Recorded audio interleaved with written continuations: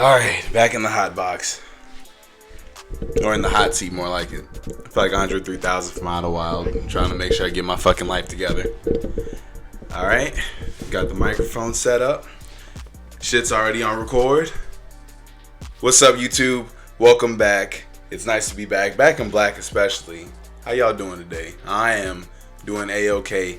It's almost, 9 o'clock Sunday morning. So, after last week, I had a little bit of, I wasn't too excited about that episode just because I feel like the energy wasn't really as high as I could get it, or the energy just wasn't there for the most part. So, it is what it is. But for those of y'all who are listening, I will be trying to continue to learn and grow as I do this. But I feel like if I'm going to keep you engaged for from fucking 30 minutes to damn near an hour, I'd like to be somewhat, having an exciting voice, because I have found out, surprisingly, whenever I'm talking to people, I'm very loud and boisterous. But in my stint while I was rapping and whatnot, and I'm just sitting still rapping and all that, my voice can just be very monotone, and it can just sit there and chill. I don't know, man, it's wild to me.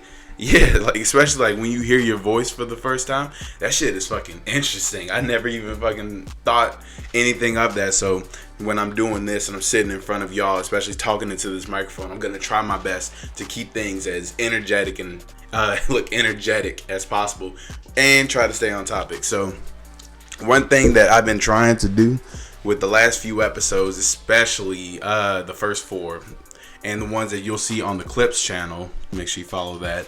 I have been trying to memorize every single topic that I got, and I'm just gonna try and I would try to go through it. So I'm gonna, even though I feel as though it's a little less professional, it's my fucking 5th episode. It is what it is, you know what I mean? So I'm gonna introduce my phone, my raggedy ass phone that I'm trying to get replaced.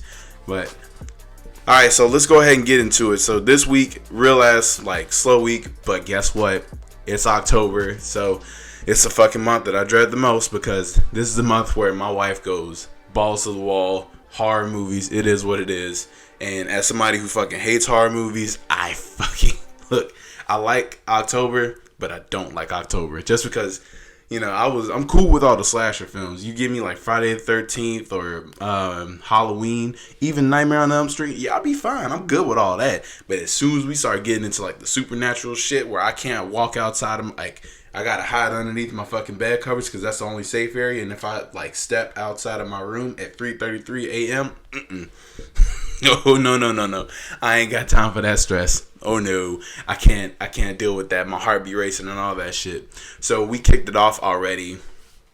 Last week on the 1st, we watched The Haunted Mansion, and last night we watched Halloween, the Rob Zombie remake, because I've seen it before with my wife. She introduced me to it, but I've never seen the original. So I feel like we're gonna watch this one, and then the second one, Rob Zombie, and then probably the new remake, and then she's gonna make me go all the way back to the beginning and see the OGs. And I'm pretty much fine with that, because for one, I actually enjoy watching old movies. I don't know what it is. Maybe it's the dated equipment. Maybe it's just this is what set the standard back in the day. But I actually find myself enjoying older movies, whether it's in black and white, whether it's some old ass westerns that me and my granddaddy used to watch, because he loved him. For some reason, he just loved those old movies. But just seeing what the previous generations used to get excited for compared to what we get excited for, which is these over the top fucking spectacles like Avengers Infinity War. But we kicked off Halloween on a good note, and I've been trying to find the old episodes of the shit we used to watch as kids growing up. So I went back and I found the Halloween episodes of Hey Arnold, Sweet Life of Zack and Cody and shit like that. So I'm trying to find other Halloween episodes and stuff, and then maybe on one of the podcast episodes, I'm gonna try to slip it in on actual Halloween, because it's gonna be on a Saturday. So I'm gonna try to get all nice and have some fun with that one. Let's have some Halloween discussions. You know what I'm saying? But this week has been it's been all right. Not too much going on. I'm not gonna talk about The Boys this week. I'm not. Shit happened, shit popped off, and I'm tempted to talk about it, but I'm not gonna talk about it, because I said what I said, and I said that I wasn't gonna make this a weekly breakdown, even though this shit was fucking hype, bro. Alright, woosah. Alright, I'm gonna try to keep it calm. So I went like Friday. I think it was Friday either. It was Thursday evening or Friday morning. Savage Mode 2 drop. And I gotta say, I'm not gonna do a whole review, but yo, I went from a civilized human being, a logical thinking black man, to a motherfucker who wanted to shoot the shit out of everybody. But I think what made it worse was the fact that I listened to the album while stuck in traffic. So I was stuck in like 45-minute traffic. So I listened to the whole album front to back within that time frame of sitting in the car. And for everybody who fucking was stuck watching my car rock back and forth because I was hype as shit in the motherfucker, yo man, I'm sorry for you. It is what it is. As long as y'all didn't come up to the window when I was hype, because at that point, man, it might have been on and popping. You know what I'm saying? You know what I'm saying? But I gotta give it to him. That main Metro Boomin, 21 Savage is the MVP of the fucking album. Morgan Freeman, dog. Woo! That main Morgan Freeman, that motherfucker can narrate his ass off. Everything he said just like gets you excited. Like I'm over here bopping my head to the fucking intro and he ain't really saying too much, but I don't know who wrote his shit. Maybe he wrote his shit, maybe Metro or 21 Savage, but whoever did, y'all motherfuckers did a good ass job. That's the most slept on part of the whole album right there. Who knew that letting Morgan Freeman give the 11th commandment designating the titles of snitch and rat could be so fucking dope, bro? Like that, like for lack of a better term, that shit was fucking dope as hell. Like ain't nothing I can say about that. But top 3 tracks, yo, that fucking this just might be me. This might just be me, but I feel like these songs, the transitions into one song to another, some of them were so fucking smooth that I kind of don't want to separate them. But the ones that I love the most was Running. That fucking Running, dog. That main, like, that shit got my fucking heart racing when 21 Savage started rapping. I don't really care for the hook, but the fucking verses, dog. Like, yo, man, I was playing basketball listening to that shit, and I was like, man, either I could fucking bust somebody's ass right now, or I could beat somebody's ass. That shit really does get you in one of those moods. It was Running, Fuck Love, or damn, I can't remember the name of the song, but like in the song he says F-U, like he spells it out, F-U-C-L-U-V. So that might be it. That was another one I really liked. And the third one got to be Rich Nigga Shit with Young Thug. Dog, the fucking beats. Ooh wee, man, look, we got some high quality, pristine beats in this fucking album. Man, like, these motherfuckers took that shit up a notch, and I gotta give a shout out to 21 Savage because his flow, he just sounds so much more comfortable, and you can see the growth from his very first few mixtapes and albums to where he is now. This motherfucker is like, he's getting better, and that's always an amazing thing to see, is just somebody perfecting their craft and getting better as they continue to go on. So I can't help but be excited for him. But that was a good ass album. So let me see what else we got going on this week. So me and my wife, speaking of Halloween again, me and my wife been watching this show called The Third Day, and it's got fucking Jude Law. So I know Jude Law's been in a bunch of other shit, but I mainly know Jude Law from fucking Sherlock Holmes. So look, but ask me if I know what the fuck is going on in this show. Yo, I know what's going on, but I don't know what the fuck is going on. Like, yo, this shit is fucking, every 5 seconds, I'm like, what the fuck we got going on here? So, from what I'm trying to gather, for those of y'all who haven't seen it, and I'm trying to sell you on the show, just, what's a good way to put this? It's like, I'm not gonna say it's a trippy horror. It's got like these dark atmospheric tone to it, and that's what kind of draws you in, especially from the trailers.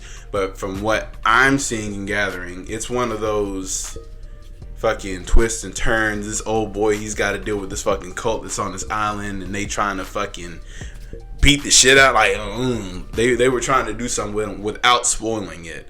But if you like movies that have a real dark atmospheric tone, like Hereditary or fucking Midsommar, also movies I haven't seen, but like comparing trailer to trailer, like when you watch this and you see how, especially in episode 1, there's a scene where this motherfucker ends up in the middle of a bunch of bullshit. That right there that's what hooked me and my wife into watching the next episode and then the next episode. But I mean, it's well acted. I like the writing in it, and it's all right now. I feel like it's one of those, it's just like we talked about The Boys season 2. It's a slower show that's gonna have this real big ass climax, and if you get to episode 3, oh yeah, you see the big ass climax. Like, you see a big ass climax. Apparently, it's a mini series, so it's gonna have even more episodes. Let's go. You know what? I can't say no to the more episodes. Now, let's go ahead and get some shit straight. Let's get this straight before I move onto anything else. I am halfway, slightly, kind of maybe a hypocrite. Don't fucking hold me to this, because I'm learning and growing as a man. But I hate horror movies. But I can live with a horror TV show. For one, I used to be deathly afraid of fucking zombies. It was like the concept of a zombie apocalypse scared the shit out of me. I couldn't even fucking fathom it. If I had a dream about it, I would not be able to sleep for a long ass fucking time. It's just something about people getting eaten and the world going to shit and me having to figure out how I'm gonna get me, my wife, my mama, my little brother, my dad, my whole family from one place to another place while dealing with all those personalities. Yeah, it's just a nightmare situation in and of itself. But in horror movies, anybody can fucking go. Any fucking body. You don't know what the hell's gonna happen. Like Insidious. Not Insidious. Yeah, Insidious. The one where the little boy ends up fucking in the astral realm and his dad goes in there, and the fucking spoilers. And the dad ends up getting taken over by the bitch that was following him from when he was a kid. Oh yeah, ain't nobody safe in this motherfucker. Oh no. No. Cage doesn't trust it in the fucking slightest. But when you got horror TV shows, oh, it's a wrap. Oh, somebody's got to come back. Who's gonna drive the show? Look, that person's got to make it. I could watch The Walking Dead back when it was the shit. I could watch that shit and know, all right, my nigga Rick is good. All right, Rick is good. Life is good. We can push on. Whatever. Whoever we lose is whoever we lose. And that didn't work really well. But we're not gonna talk about that. So, what was another fucking horror show that came out not too long ago that I could watch? The Strain wasn't scary to me. What was another one? Stranger Things season 1. Oh, look, that shit right there. Look, as somebody who didn't like horror, I couldn't help but watch. But I was in that motherfucker wrapped up, hiding behind my hand or a blanket, like, I can't watch, but I kind of want to keep watching. Yo, like I said, I can live with horror TV shows because somebody's got to fucking make it. Horror movies, looks like all of y'all are pretty much expendable. That's just me though. If you feel otherwise, hey, let's have a discussion and talk about this in the comments. But that also brings me to something else I wanted to discuss. We're going to come back to that topic on another day. Yo, let me ask y'all this because me and my wife had this discussion. So a little bit of backstory. Newsflash, me and my wife not too long ago, we watched Breaking Bad for the first time within the quarantine. So one thing about me, I can watch a show, I can binge watch a show up to a certain point, but I have like a fucking walnut of an attention span. My shit is like that big, you know what I'm saying? So my wife feels otherwise. So when it came down to Breaking Bad, I want to say it was like after season 3 or before season 3, I could watch that shit like every other day or fucking every other day or once a week, and I'll be completely fine with that. My wife was like, fuck that and fuck you. I'm about to watch the shit out of this. So she leaves me in the dust, and this ain't the first time that she did that shit, but she leaves me in the dust, and she goes on to watch not just Breaking Bad, but El Camino and Better Call Saul, all within like a 2-3 month time frame. And this is me being generous, and here I am just now finishing Breaking Bad 2 weeks ago. So I got a little bit of catching up to do. But my thing, so the discussion I wanted to have was, what do y'all prefer? Do you prefer to binge watch TV shows, or do you like to watch everything weekly? Because growing up, let me go and spit to the youngsters who didn't know about this, but back in my day, we used to have to wait weekly for TV shows to come out. So let's use a show like Young Justice. I fucking loved Young Justice growing up, especially season 1 and 2. with Young Justice, it came out like every Saturday. All right, cool. Spectacular Spider-Man. All right, cool. Like, you know, Dragon Ball Z. You had all these different shows, Naruto even, where it would come out at one time. If you got lucky, you know, two new episodes in one night, and you got to sit on it. All right, so I watched the episode on Saturday. I go to school on fucking Monday. Yo, did you see that new episode? Like, yo, man, what the fuck? Like, you're excited. You're letting the excitement build up, and you're talking about it more and more and more and more with other people. And I feel the exact same way about shows like The Boys, where I can see some people disagreeing. Is, you know, shows like Orange is the New Black and Hell, if we being real, season 1 of The Boys. Season 1 of The Boys, I binged the shit. Like, me and my wife binged the shit out of, as we already mentioned in previous episodes. But, like, that show, I feel like if the show has a really good pace, faster pace, oh yeah, you can binge watch that shit and it'd be nothing to you. But if it's more of a slow pace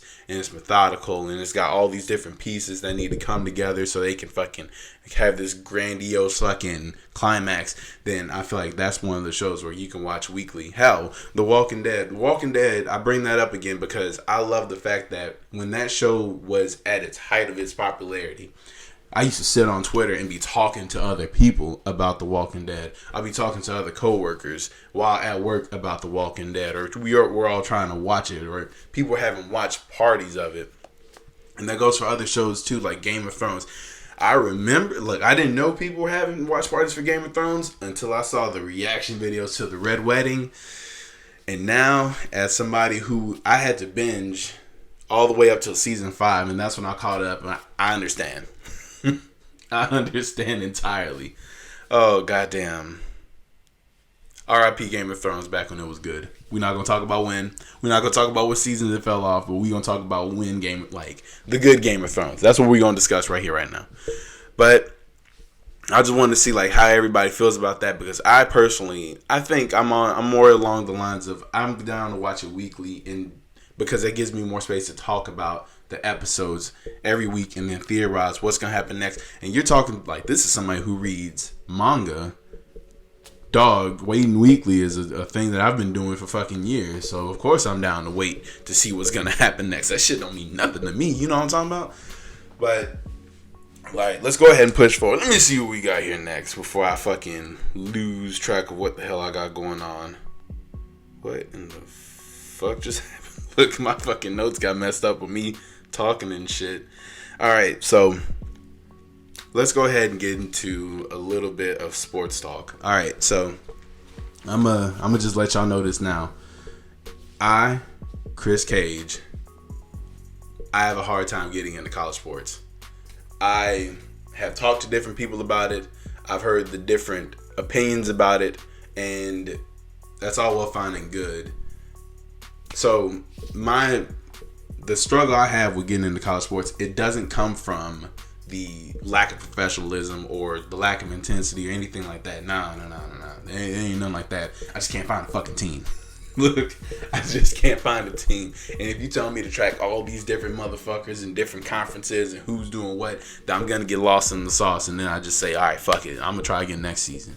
But I've been trying to find, like, something to latch on to. Like, give me a team. Give me a reason, like, one player to hold on to. And typically, there's no point in doing that because these players cycle through. So I think it's more about, from what I've seen, majority of the people who have these college teams, these are they're from these places. And as somebody who is a Philadelphia Eagles fan and then a Boston Celtics fan, and he's from Memphis, because I was raised right.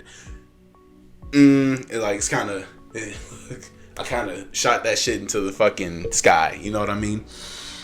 With that being said, like, I watched the Georgia and Auburn football game yesterday because I figured, you know, I know my wife's got family members that are Georgia fans. I've worked with coworkers that were Auburn fans. Like, everybody's ride to die around these parts. And, all right, fuck it. I'm going to go ahead. Like, this should be a good-ass game. And this is one thing I've noticed, especially with college football.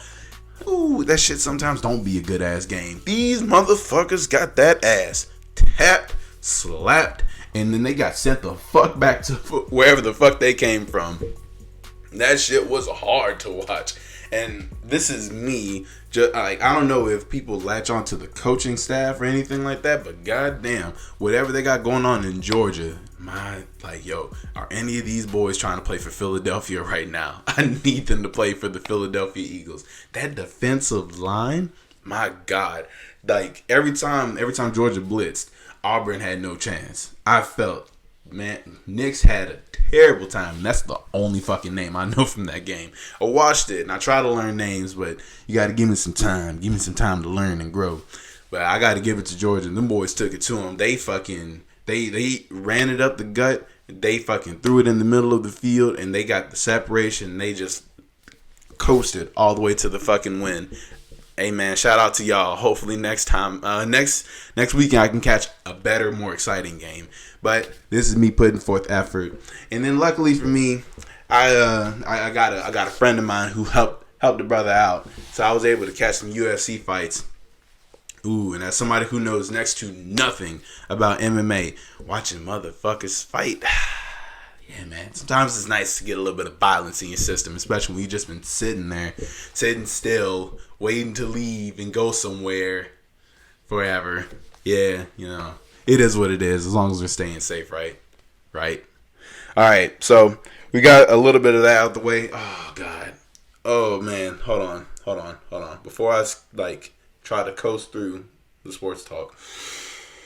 All right, now let's get into professional sports ball. Oh, God. All right, so y'all remember how I said the Boston Celtics were going to win the finals? I wasn't talking about this finals. I was talking about the next finals. But with that being said, I'm proud of my boys because they went out there and fought. I'm proud of them because they put forth effort. They didn't just roll over and died until, the last 5 minutes of the game. With that being said, I feel like there's a bunch of pieces that that Danny Ainge and Brad Stevens really need to look into. And from my fucking level 1 brain says they need more firepower from the bench. They need veteran presence to come off the bench. I'm not really pressed over them getting another fucking superstar or a huge talent. I don't know what I don't know if they have the luxury tax of what the financial situation is going on with Boston, but I don't think that they need that. If they can get it, fuck it, go get it. Hell, I'd be more than happy to be rooting for a fucking Boston Celtics all-star team. Let's fucking go. But, hey, man, if they go get those 3 things, and, Kemba Walker, he said he was fine. He said his knee feels good. He kept saying that. Danny Ainge came out saying that his knee was not fine. He has not been good. And you can see it in his play style. I don't know, man. I got to agree with Mark Jackson on this one. Once you step foot on that floor and you decide to play, all right, bet, I'm taking it to you. And this is me as a hooper that says the same thing. I'm playing basketball with my dad, and he tells me how his back hurts. Okay, good. All right. And guess where you decided to go? You made these life choices. Now you get to live with them. You see how, it full circles? He told me that when I was young. Now I'm telling him that when he's old. Oh, yeah. It's all well fine and good around these parts. But shout out to Miami Heat, even though they're down 0-2. Man, look, watching these last 2 games between Miami and the Lakers, dog, I was livid because I was like, where the fuck was all these goddamn missed wide open threes against the Celtics? Jay Crowder did good game 1. He actually had a pretty good bounce back game. But Duncan Robinson and Tyler Hero could not buy a bucket. And I got to give it to the Lakers defense on this one. These guys are fucking, I don't know, maybe they truly bought into either they bought into LeBron's leadership or they really bought into contributing to the Lakers' legacy. But these guys are a fucking problem, especially on defense. And it's not just the big names with LeBron and Anthony Davis. It's the lesser known, well, not the lesser known guys because everybody's on the Lakers, but this motherfucker Rondo came back. He's looking phenomenal. I'm loving this play right now, especially the fact that he got his VC up. He listened to some Savage Mode before he fucking came out into the games, and he said, you know what, I'm a fucking 3-point shooter now. This motherfucker's knocking them shits back. And it's irritating, bro, because I'm like, where was all this when Boston needed it? And then you got Kentavious Caldwell-Pope, you got Kyle Kuzma, you got the rest of the supporting cast who, if they're not contributing on offense, they're definitely contributing on defense. I don't want to count the Miami Heat out, though. Miami Heat's being plagued with injuries. It is what it is. It's basketball. It happens. Goran Dragic with a torn plantar fascia. Ooh, I don't know. Like, they're saying that he wants to keep playing. I don't know how well it's gonna work out. That shit sounds painful as hell. And hopefully he can have a good, safe recovery. Whether it's in the near future, in the distant future, whatever. I don't wish that on nobody. Or Bam Adebayo. It really sucks to see him go down because I wanted to see him battle Anthony Davis. Because I think Anthony Davis's experience, especially being in the league, is going to be what puts him over the edge against Bam. But now that they don't even have to worry about Bam in the finals anymore, Anthony Davis playing like a motherfucking cheat code. And it's not like he's doing these post moves. It's not like he's bullying everybody. It's the fact that he cannot miss a shot. Now, I think that makes it even more concerning because he's already 7 foot fucking tall. He's literally doing what Giannis Antetokounmpo will be doing one day if he stays with the Bucks. When he stays with the Bucks. Yeah, you see how I gotta like speak the positivity into existence? Yo, I'm gonna go into this real quick. I know I'm like hopping around in different areas, but I'm trying to wrap this all into sports talk and make sure I keep this nice and contained. So, everybody's been talking about where Giannis is gonna go. Honest, truthfully, this is what Cage thinks. If Giannis Antetokounmpo is aware of what the fuck is going on with, you know, how much social media can actually play into one, like, a player's mental health. I've seen it as a standard, like, as somebody on standby, and we've witnessed it from other like players and how they've responded to this. I say he go ahead and stay in Milwaukee. They're gonna give you the money. And then if you tell them who to go get, especially out of these free agents, they're going to pursue that person. And what Cage thinks, if Giannis goes into the offseason, works on his jump shot, he's getting up these shots, he's practicing with good, like, amazing shooting coaches, he's gonna be a fucking problem. We know that. But what else could the Bucks use that could keep them at the top and then get them into the promised land of the finals? Well, I think they need to go ahead and drop that money, go get that boy Fred VanVleet. As much as I need him to stay in Toronto, where he is, I need him to stay over there. If he goes to Milwaukee and he brings that dog mentality that he has on offense and defense to the Bucks, oh man, my heart can't take it. This is the main Fred VanVleet. He can drive it on you, he can shoot it on you, it don't matter. And he's a dog on defense. I know he's gonna spread that. I know for a fact he's gonna spread that. And watch those three, because I know Chris Middleton's gonna come back and he's gonna have a better season, a better showing, because when Giannis went out, he was able to lead the team to a victory. But this is gonna be on Mike Budenholzer to. Oh, excuse me. Man, it's gross. But this is going to be on, like, the coach. If it's Mike Budenholzer, I don't really know what their situation is. I don't know if he signed on for more years right now, and I don't really feel like looking it up. I'm already on my phone too much. But there's a lot going on. Shit's getting hot. The East is getting hotter. And before I talk about Kevin Durant's podcast, actually, fuck that. I am going to talk about Kevin Durant's podcast because it gave me a little bit of insight. So shout out to Kevin Durant and his podcast. First 2 episodes are with Kyrie Irving and it's featuring his homie Eddie Gonzalez. I'm so sorry if I fuck your name up, dog. Eddie G. I'm just gonna stick with that. But it's called The Etceteras. And just to hear Kevin Durant and Kyrie Irving give their perspective on things, especially after the shit show that. Not the shit show that they caused, but the storm that is coming towards the NBA next season. I'm excited. I am definitely excited to watch them two play. I love Kyrie. I love his play style, and I love the fact that he will verbalize how he feels.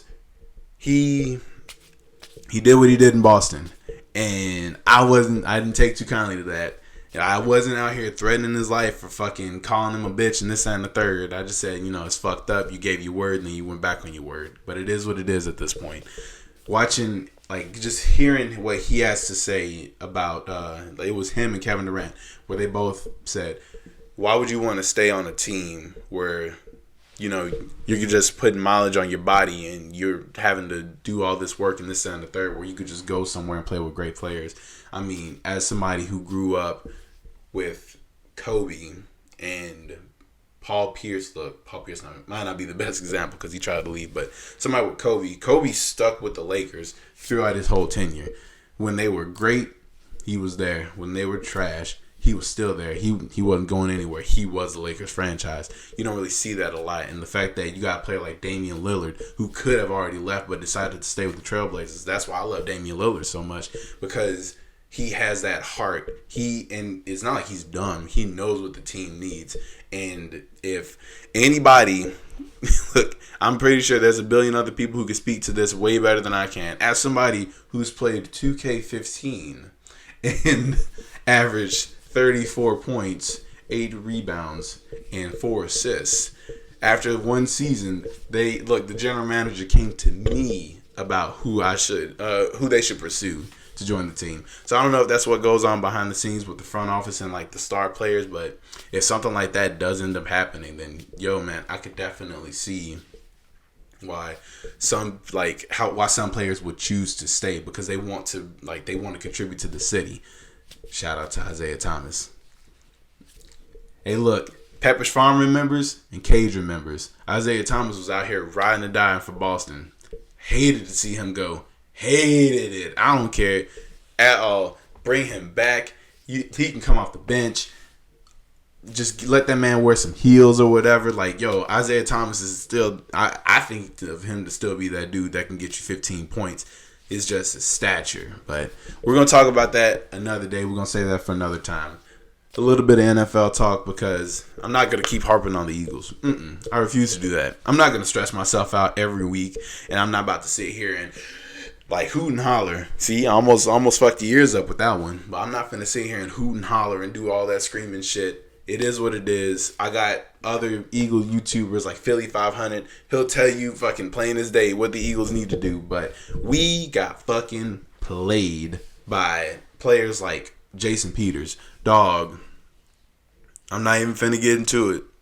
I'm not gonna do it.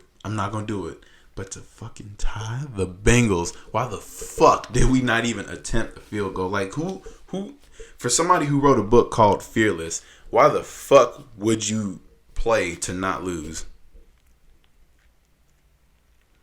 I'm gonna let that sit for a second. For somebody who wrote the book Fearless, why the fuck do you play to not lose? Especially in overtime. Especially in a game you know you need to win. I don't care if it's the NFC least. Like, the Philadelphia is it's not a team to just go out and just do the bare minimum. Nobody wants to see that shit in the fucking slightest.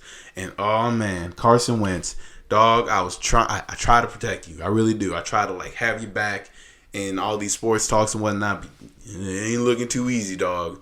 It really ain't. Whether it's him throwing the fucking ball 5 yards ahead of a wide receiver who has a touchdown waiting for him, or it's him fucking launching the ball out of bounds on a fucking screen pass, or fucking somebody who's just doing not an out route but a flat route. Like, damn, bro, what the fuck is going on? And then the Eagles with all their fucking injuries. And at this point, man, I'm not gonna jump off. This is my team, ride or die no matter what. With that being said, am I gonna keep watching? I'm trying to see if we can turn it around. I'll catch the second half of the game, maybe. I just can't keep giving him my time. I'm going to lose my damn mind. I don't have the patience to keep doing this to myself. Now, with all that being said, I said it was an uneventful week, but by the way I'm talking and selling this shit, it kind of sounds like it was more of an eventful week, but it is what it is. So, before I get into the anime talk, I'm just going to plug this in here. Shameless plug. You know how I like to do this. So, I got plans for this podcast. Most people say do it, don't really talk about it, but because this is obviously it's low key, low follower count, low fucking these are just people that if you suck around and you continue to watch these episodes, I know you here with me. So, I don't plan on keeping the sports talks and the anime talk within the same podcast. You know what I'm saying? So one day when I can build up a big enough following to give me a reason to, and then I can find time, no matter where or when, I do plan on separating the two. So I'll have, maybe Continuity Cast Sports or some shit like that, Continuity Cast Regular, where I'll just talk about entertainment as a whole. But that's just a shameless plug, just to let you know, this is what I got going on. And once again, amen. hit that subscribe down there, hit that like down there, and then the little bell for the notifications, and then go to the Continuity Cast clips or the CC clips. Do the exact same thing. Let's go ahead and get these counts up. Let's go ahead and build the family like we're supposed to. I do my part. You gotta help me do your part too, or help me do your part. Help me, help you, help me, me. Yeah, that. We'll just go with that right there. Fuck editing. I ain't editing shit this week.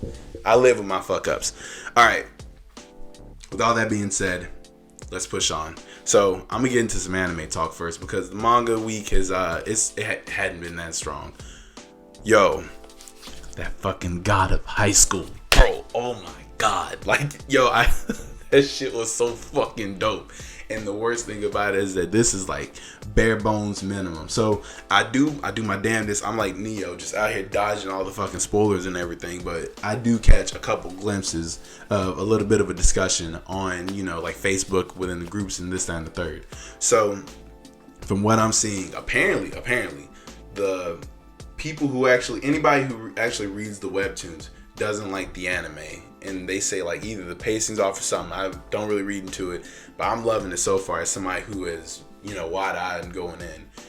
And I feel the same way about shows like Tower of God, which I will talk about, but I got to talk to shout out to the YouTuber Nia D. Hemmings. I met him on Twitter and I followed him all the way to YouTube, but he's a big Tower of Goat fan, as he says, and I want to I gotta hear from him whether it's safe to watch the anime or stick to the manga, or the webtoons. I'm sorry, but because it's somebody who has faithfully said, and you can ask friends, families, like anybody and their motherfucking mother. I will always say, do not watch Berserk.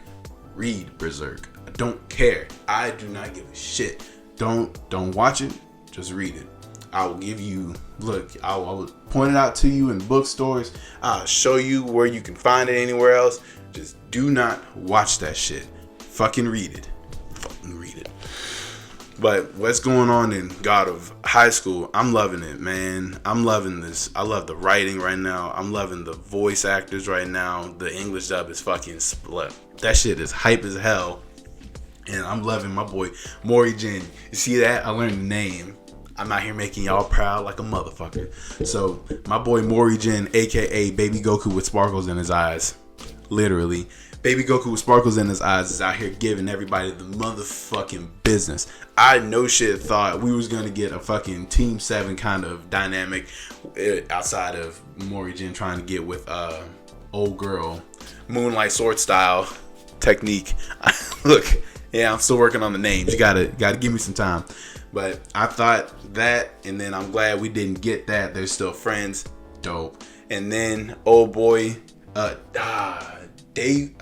really don't want to pronounce his name, so I'm just going to stick with D. So, my boy Sasuke D over there, I thought, when he decided he was going to beat the shit out of Moonlight Sword style with no hesitation, beat the shit out of her, I thought, oh man, he just had his fucking heel twist. Oh, and it's an understandable backstory. He just going through some shit mentally that he don't really know how to fucking communicate. Oh, I'm with it. Mori-Jin's about to fuck his world up. And then they fought. Man, nigga, this fucking anime, dog. Like, alright, you might not like the pacing. You might not like the decisions that have been made. But we gotta admit, it's fucking beautiful. Like, yo, the fucking fights are fucking amazing.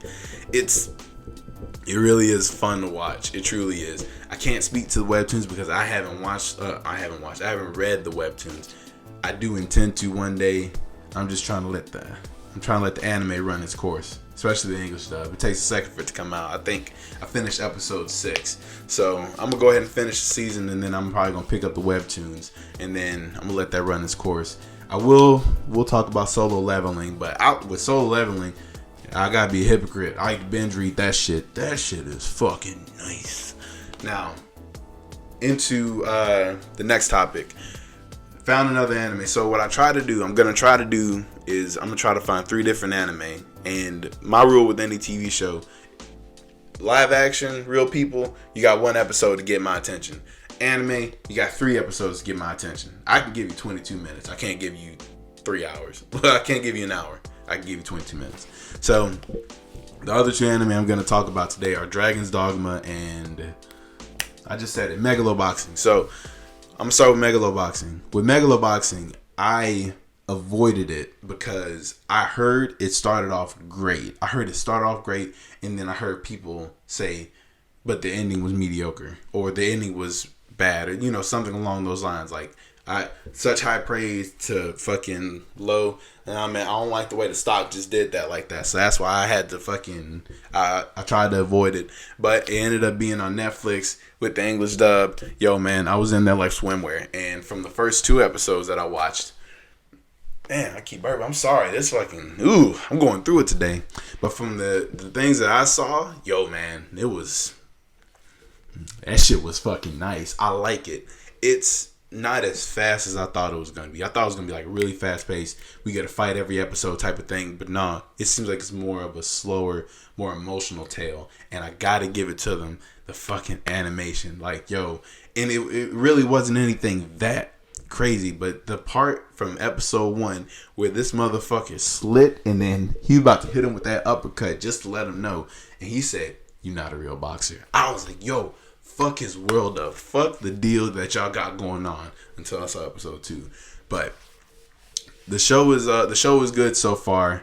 It seems like it's one of those short episode lists, only 1 season type of show. So I'm gonna see how the next few episodes treat me. This is one I'm gonna mark this as a keep right here and just finish. I'm not gonna finish it out, but I'm gonna give it 2 more episodes. See if it has my attention, because I only watched 2. Everything balanced, you know what I'm saying? So next thing I want to talk about is Dragon's Dogma. Man, look, that's the best I can say about that, dog. I really don't know. Like, it's alright. Yeah. I watched. I want to say I watched 3 episodes. Look, that's how much I care about it. So I caught this at like 2:00 in the morning last weekend, and I gave it a try because I saw enough people saying it was good. It was good. I'll be real with you. I do not care for CGI anime. I just don't. It doesn't look good to me. None of it has ever looked good to me. Berserk 2016, trash. Dorohedoro, I like the manga. Anime, not so much. And fucking this one right here, Dragon's Dogma, I like the plot. I like a good revenge tale where this motherfucker's about to throw hands with a fucking dragon. You gotta, man, look, he out here really bumping some 21 if he's out here trying to fucking, like, put the deuce up with a fucking dragon, but it just ain't really catching my attention like that. It's one of those, I'll just play this if I need to get some cleaning done kind of anime, or I'm dying for some anime. I like the fact that this strikes me as more of a seinen anime where they're not afraid to show, some, suggestive themes, violence, and all that shit. All right, cool. Like, oh, okay, I actually have a grown man as a protagonist and not a fucking 14-year-old high school kid with magical superpowers that can beat the shit out of somebody who's been training for like 40 years. But it's all right. Like, nothing's really catching me. Nothing's really catching my attention. Like, as of right now, if anybody who's in the comment section who feels otherwise about Dragon's Dogma, I'm more than willing to have a discussion. Put me on. If it's worth like sticking around and finishing the season, if enough people say so, then who am I to tell you to fuck off? I might give it another try. Now, regarding some manga talk, we gotta talk about this. So I'm gonna try to keep myself contained. So I'm not gonna talk about my sons yet. Save that for last. So we gonna talk about this motherfucking. I'm stuttering all around this shit. I'm sorry. One Piece. All right. So this week we did not get a new One Piece chapter because of the creator of One Piece's health issues for 2-3 days. I don't know. I heard that he had to take a break for 2 weeks just because he was feeling some type of way.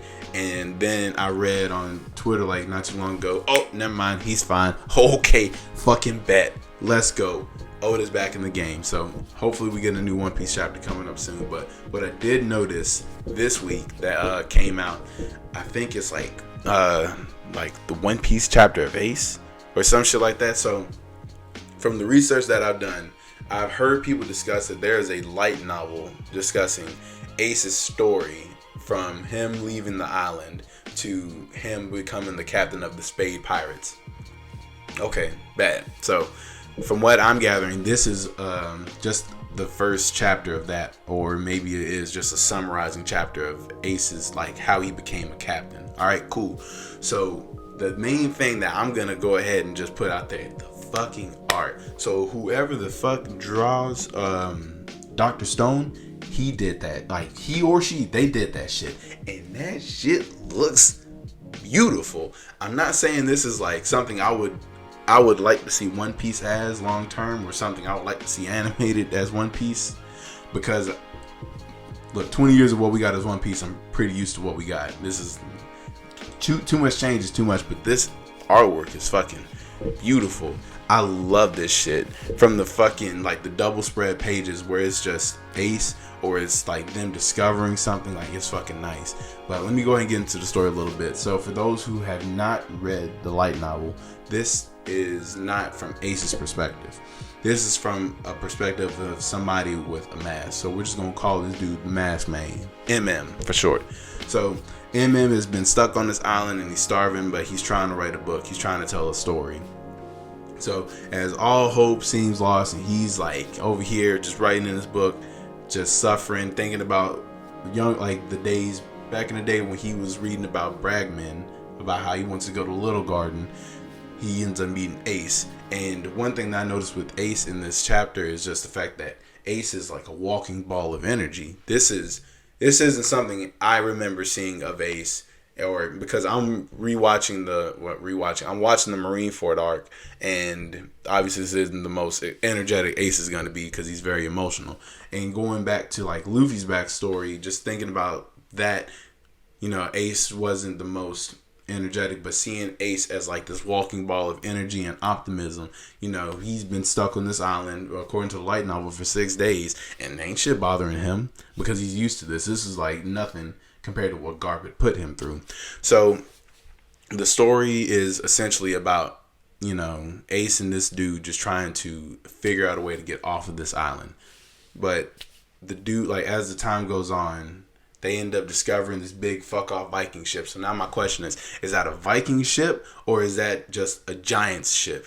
Because when they stand on that motherfucker, it looks like they're like teeny tiny compared to the rest of it. There's even a big fuck off sword. So that's what leads me to believe that they are on a giant ship. Now, continuing on, they grab like they try to make their own little ship. Maybe I'm fucking up. I don't know. Somebody correct me in the comment section, because either that's a giant ship or that's just a regular ship, and I'm tripping. But there was just the giant sword is what's fucking me up right now. It's fucking me up. All right, so they take the ship. They try to go ahead, fix it up a little bit so they can set that bitch to sail. And a freak storm happens and a tree falls on it. Ace is like, here's what it is. We'll just go ahead and build another. And the dude is like, dog, I'm fucking hungry. I'm going to kill you.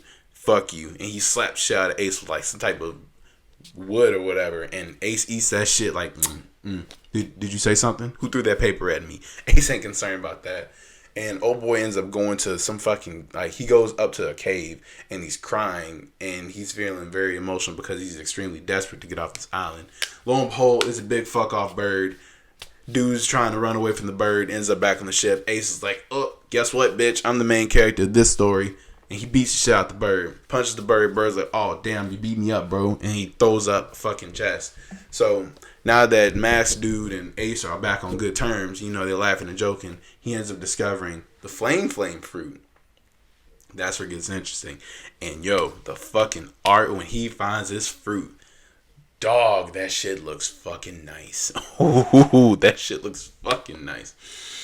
But the story, like, from that point, is just, now that they have hope, Ace has to, it's not that he has to, but he has like this talent where he is just able to pick up on his on his quirk, on his fucking devil fruit ability, and he is immediately, now I'm not saying he's good at it, but he has a good amount of control over it for somebody who just got it, compared to what Luffy did, where he had next to no control over his devil fruit.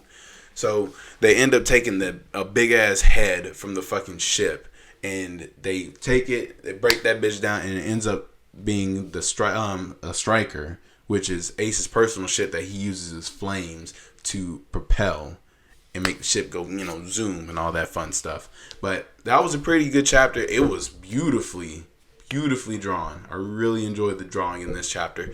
I gotta say, if they like this, this just speaks to how great One Piece is and how many people notice it, because I've already seen like redrawings. You've seen the Tite Kubo from Bleach. You've seen Masashi Kishimoto from Naruto. You've seen everybody from all these different series, like legendary or well-known artists and manga creators who will either redraw or they'll fucking make their own rendition of chapters. Like, I think the dude who wrote Food Wars ended up making a chapter for Sanji. Like, yo, man, that shit speaks to how legendary One Piece is. Can't speak highly enough of it. But it's time.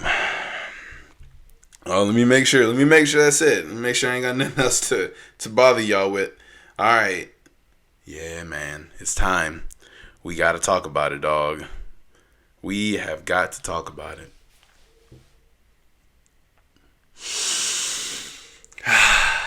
These Hands Academia. My sons. My boys. My Hero Academia. Chapter 286. Let's fucking go. Let's fucking go. Are y'all ready for the hands? I don't think y'all ready for these problems. Yo, where to even begin? So, I'm not going to keep saying this. Chapter picks up right where it left off. Obviously. Fucking Deku watches Bakugo as he takes the fucking hits like we talked about.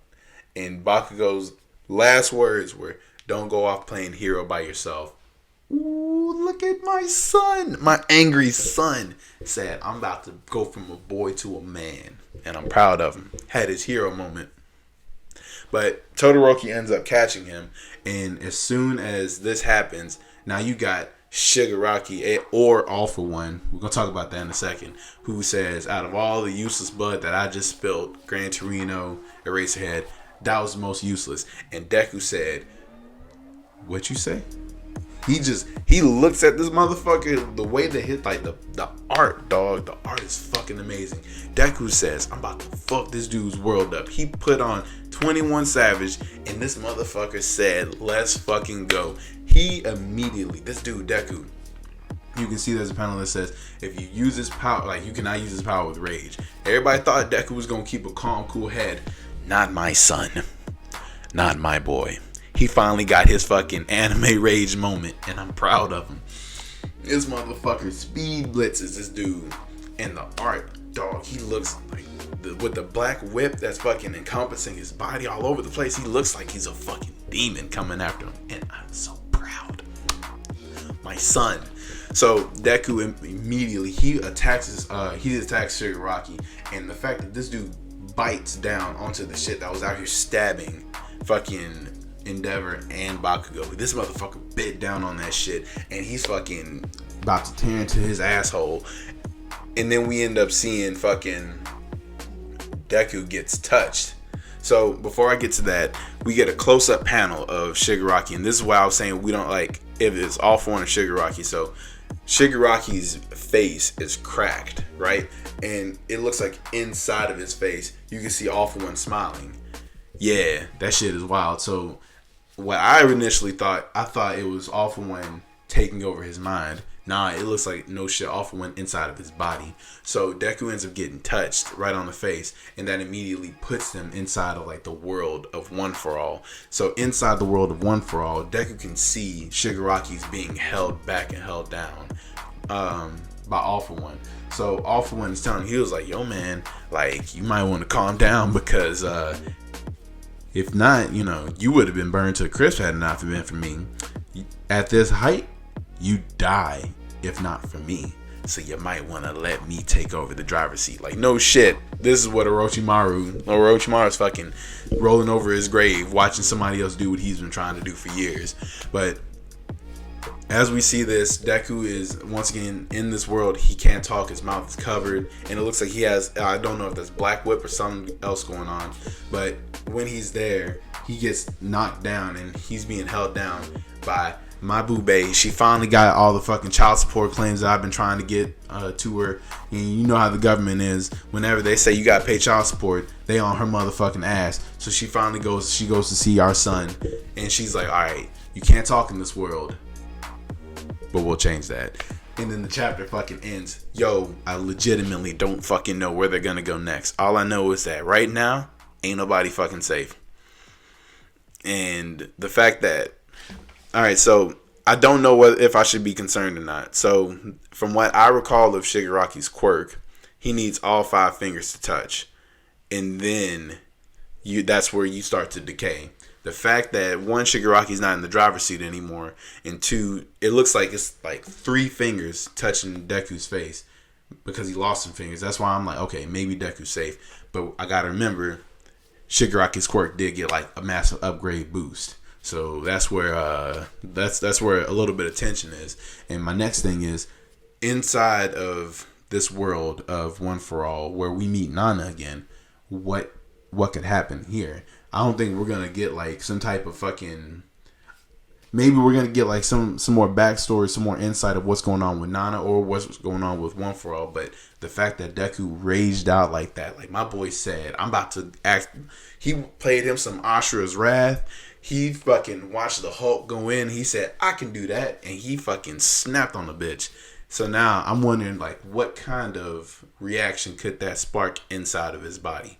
Hopefully it's not too damaging, because Deku, I don't know if you noticed this, but Gigantomachia is still on the way. That motherfucker is still coming through. And it's not going to be pretty. It is not going to be pretty in the slightest. This like, they got Ochako and the rest of the students who weren't already in the fucking forest about to try and stop this motherfucker. Good luck with that. Good fucking luck with that. But we got a really good fucking chapter this week. It was, man, look, that shit was high intensity with some fucking amazing artwork. I gotta say, I enjoyed it. But by the looks of it, that's all we got for today, ladies and gentlemen. I ain't got no more for you. I ain't gonna keep bothering you no more. But just to make sure I bring this up again, I have a clips channel. So what I try to do, as much as I don't like going and begging everybody like, hey man, come check this out, I made a clips channel to try and give you some type of, filter. Alright, cool. I ain't gotta worry about watching him for like an hour just to get a feel for him. Alright, I can just watch him for like what, 5-6 minutes. Alright, so went ahead and made a clips channel. Please don't hesitate. Give that shit, either it's over there, I don't really care, but give that shit a fucking subscribe. Like that shit. Click the bell for notifications. What I'm thinking about putting this episode up on Wednesday, just to try and give like the different days a feel to see, alright, what point in time do people have the most time? Because my thought process is, nobody likes Mondays. So let me try to brighten your Mondays up. But, it's not really working out. So we're going to keep trying. We're going to try and find a nice home for it. A nice day, a nice slot, a nice home. But that's it for today. This has been episode 5, y'all. Fucking 5 episodes. Yo, I can't help but be excited about that. But this has been the Continuity Cast. I've been Chris Cage. Thank you so much for joining me. Go forth to do great things. Don't do anything I wouldn't do. Peace.